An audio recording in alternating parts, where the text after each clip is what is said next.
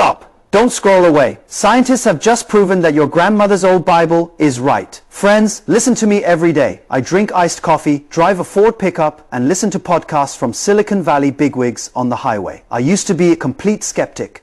If you had come to me a year ago and told me that the world was created by God, I would have directly poured this hot coffee on your face and laughed at you, saying, "Bro, what age is it? We have Elon Musk's SpaceX rockets. We have AI that can write code in seconds, and you are still telling me about that fairy tale of an old man with a white beard waving a magic wand from a bedsheet on a cloud?"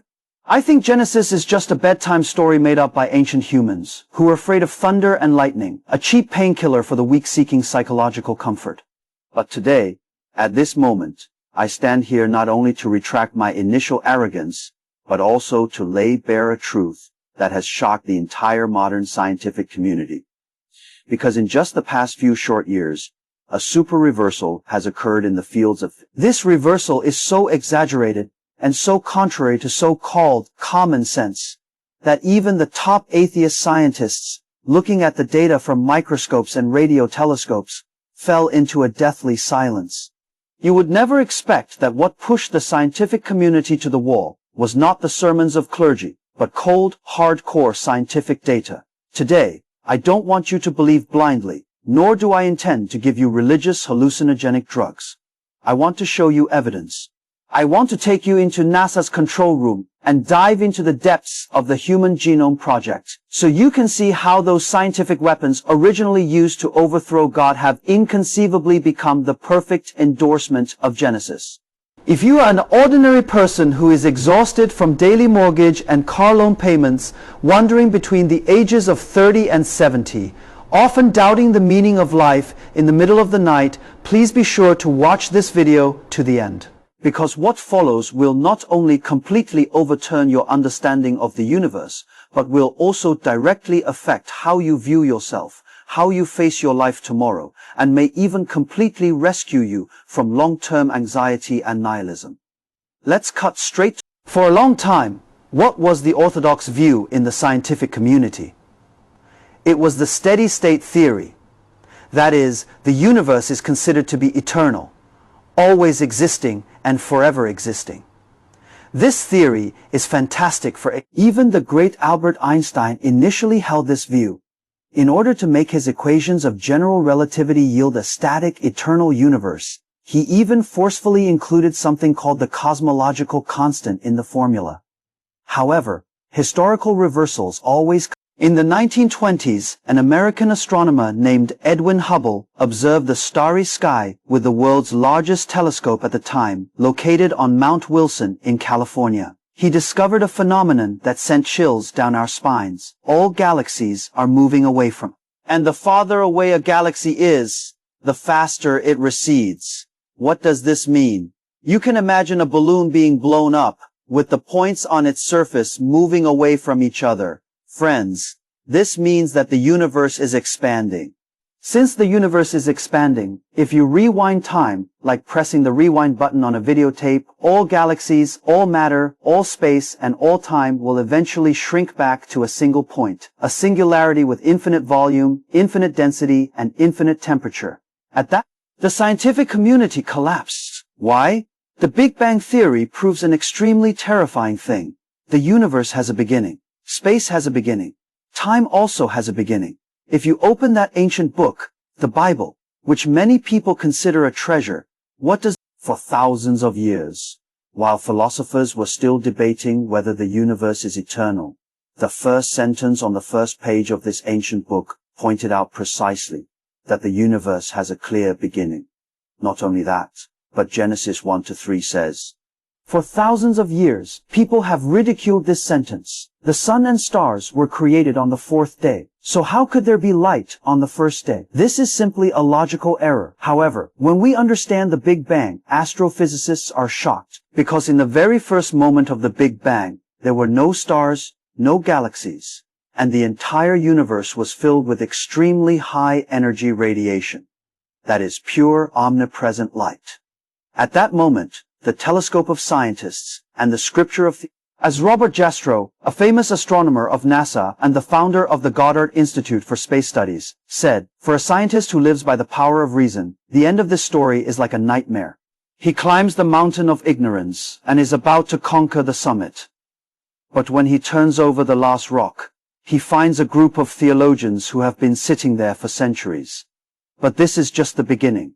If the Big Bang is just a coincidence, then This is the currently most popular and awe-inspiring theory in the scientific community, the fine-tuning of the universe, also known as the Anthropic Principle. Imagine if you walked into a huge underground control room with 10,000 dials, each with thousands of scales. If someone told you that the pointers of these dials were randomly rotating and happened to stop at their current positions, and only when all 10,000 pointers happened to stop at extremely precise specific positions could the machine operate, would you believe it was a random coincidence? Any adult with normal logic. Our universe is such a system that has been finely tuned to an extremely crazy and suffocating degree. Let's take a look at the gravitational constant. If gravity were just a little stronger, even by a mere 1/1040th, all matter would immediately collapse back into a black hole after the Big Bang. If gravity were just a little weaker, even by a mere 1/1040th, matter would scatter too quickly. What is the concept of 1/1040th?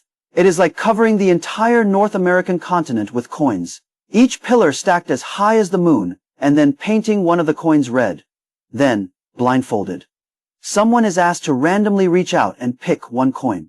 He must pick This is the probability of the gravitational constant being just right for life to exist. Let's take a look at the Earth, on which we depend for survival. Our Earth is located in the habitable zone of the solar system, at a distance from the Sun that is almost eerily perfect. If it were a little closer, all the water on Earth would boil and evaporate, turning it into a hellish inferno with hundreds of degrees like Venus.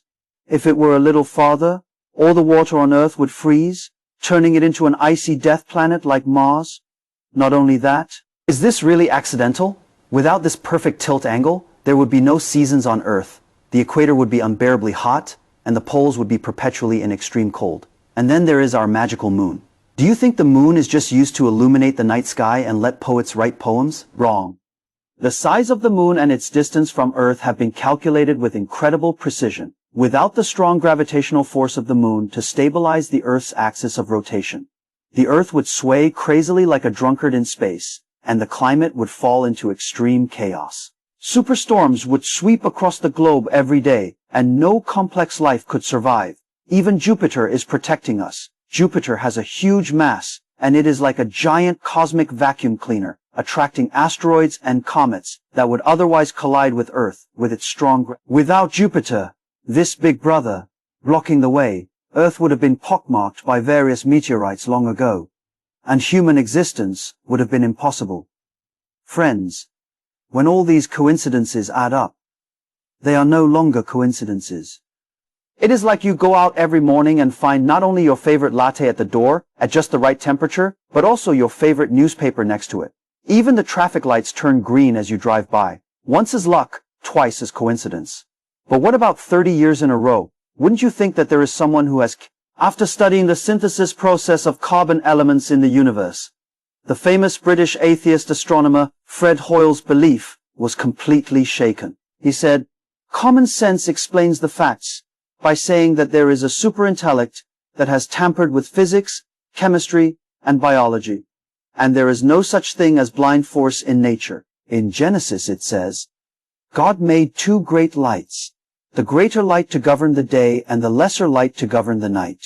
He made the stars also, and placed them in the firmament of the heavens, to give light on the earth." Look, that is not just a listing of celestial bodies, it is an extremely precise and unparalleled cosmic fine-tuning by God for the survival of mankind. What lies behind it is not just cold physical laws, but an extremely deep and premeditated love. Well, if the vastness and precision of the macroscopic universe still don't convince you, then let's turn our attention back to the microscopic world, to your own body. The scientific evidence I am about to present is the key reason why Antony Flew, the most famous atheist philosopher of the 20th century, publicly announced in his later years that he had given up atheism and converted to theism. That is, the complexity of life, and influenced by Darwin's theory of evolution. People in the past believed that life evolved from simple single-celled organisms through random collisions over long years. In Darwin's time, people viewed cells through microscopes and thought they were just a simple mass of protoplasm. Since it was a jelly, it seemed reasonable that it could happen by chance under the random effects of lightning and the primordial soup. However, with the development of modern electron microscopes and molecular biology, scientists have opened the black box of cells. What did they see? They saw a miniature metropolis millions of times more complex than New York City. In a cell much smaller than the tip of a needle, there is an extremely complex energy factory, mitochondria, a precise transportation network, a strict security system, and an unbelievable central information processing system, DNA. What Bill Gates, the founder of Microsoft, once said, DNA is like a computer program, but it is much more advanced than any software developed by US humans. Please note the word program. Every programmer who has ever written code knows that code can never be generated. If you put a monkey in front of a computer and let it randomly hit the keyboard, even if you give it billions of years, can it type out a Windows operating system? Can it type out Shakespeare's Hamlet? Absolutely not, because information is not equal to matter and energy. Information always comes from the mind, from a conscious. Human DNA contains a genetic code of 3 billion letters. These 3 billion letters are arranged according to extremely strict grammatical rules, guiding cells in how to produce proteins and how to build your eyes, your heart, and your brain. Even the slightest error in these codes can lead to serious genetic diseases. The famous scientist Francis Collins, who was the chief scientist of the Human Genome Project, led the team to decipher the complete sequence of human DNA. He was once a staunch atheist. However, when he watched the life code composed of 3 billion base pairs unfolding on the computer screen, he felt an unprecedented shock. He later wrote a book called The Language of God, in which he said, "When we cracked the human genome, the instruction book of life, I felt a sense, because I was reading a language that only God knew before." Imagine if you were walking on the beach and saw a few words written on the sand. John loves Mary. You would never think that they were randomly washed out by the waves or crawled out by crabs. You would immediately conclude that there was a person, a wise. So, when you see the life code in human cells, which is 3 billion letters long and has a structure 1,000 times more complex than the Encyclopedia Britannica, why do you think it was randomly generated by blind natural forces? In Genesis, it is recorded that God said, "Let the earth produce vegetation, including grasses, seed, bearing herbs, and fruit trees, each in its own category. Let the waters multiply living creatures. Let the earth produce living." Isn't this each in its own category the most perfect ancient expression of today's genetics and DNA science? Every species is written into extremely strict code boundaries, and they reproduce in their own categories. This incredible order of life can only originate from the great programmer, God. Now, the story comes to the core and the most touching climax. It is about you, about me, and about the essence of our humanity. Many people in modern society feel pain, anxiety, and depression.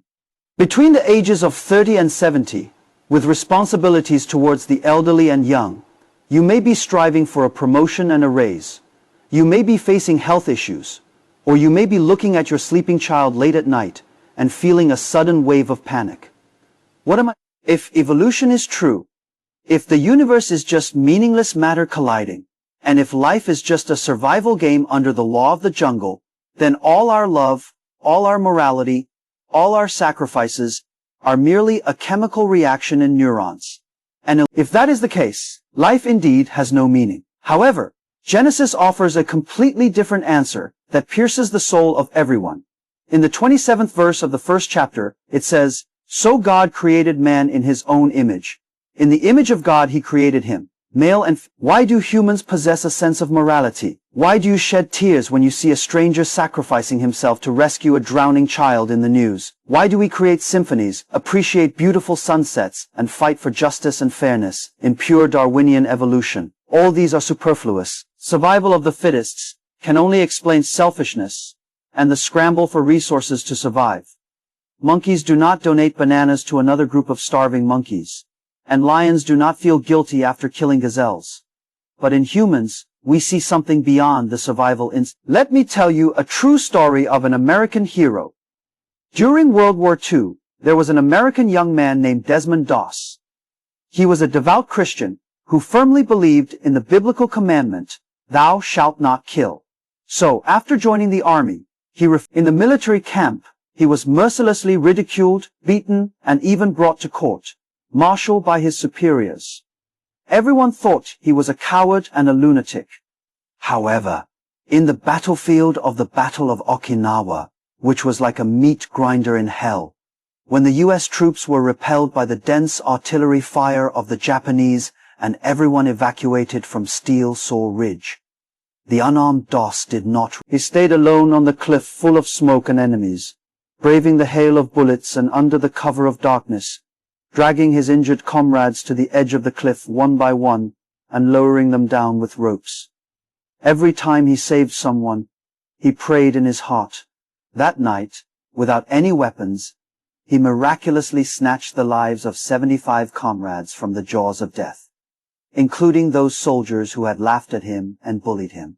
If you tell me that Doss's behavior is driven by the selfish gene for reproduction in biology, that is a great insult to the human soul. Where does Doss's courage and selfless love come from? Because he knows that every soldier lying in a pool of blood, no matter how bad they were, their souls bear the image of God. It is that image calling him. It is the love of God driving him. This is the highest definition of the meaning of human existence in Genesis. You are not a mere carbohydrate that has happened to come together by chance. Nor are you an insignificant speck of dust in the universe. You are the great creator, the one who fine-tuned the gravitational constant, the supreme ruler of the universe, who wrote the 3 billion DNA code, and the masterpiece that he created with his own hands, with great care and immense love, in his own noble image. When you are berated by your boss at work and feel worthless, when you receive a medical report that leaves you in despair while lying in bed, when you look at the bills and feel like life is becoming unbearable, I urge you to stop and take a deep breath, reflect on everything we have discussed today. The God who makes 10 billion galaxies dance in space, the God who precisely tilts the Earth at 23.5 degrees, and the God who endows cells with infinite wisdom, knows you. He even counts the number of hairs on your head. He created the vast universe just to prepare a habitable home for you. Not only did he say, "Let there be light" at the beginning of the universe, but he also longs to say it today, in your life filled with gloom and anxiety. Let there be light. So, how should we face the rest of our lives? This is not just the outcome of a scientific debate. This is what I want to share with you, altruistic thinking. If you truly believe in Genesis and understand that every person is made in God's image, your worldview will undergo a profound transformation. Tomorrow morning, when you step out the door and see that neighbor, who usually annoys you, that waiter who moves slowly in the restaurant, or that stranger who disagrees with you online, you cannot look at them with contempt, indifference, or hatred. We must learn to see the world through God's eyes, replace judgment with grace, and giving with receiving, because God created this abundant world, never to let us bite and tear at each other in selfishness, but to make us good stewards of this earth, to reveal His glory through our mutual love.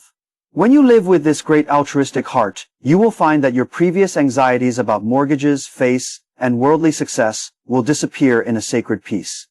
Let us reflect on this soul-stirring journey one last time. Starting from the grand cosmic explosion, we see science and Genesis embracing each other. In the beginning, God created the heavens and the earth, and there is ironclad evidence for this. From the precise dial of the universe's fine-tuning, we see God's meticulous care for Earth, the cradle of life. Every physical constant sings praises from the intricate and breathtaking DNA code in the microscopic world. We hear the irrefutable voice of the great programmer. Life is definitely not a blind coincidence. Finally, in human morality, conscience, and great love that transcend material, we are made in the image of God. This is no longer superstition. It is cutting-edge science guiding us to see the ultimate truth. Science has not killed God. It has merely magnified the fingerprints God left in our lives countless times under microscopes and telescopes. Don't let the empty anxiety bend your backs. You have a source, you have a purpose, and you are deeply loved.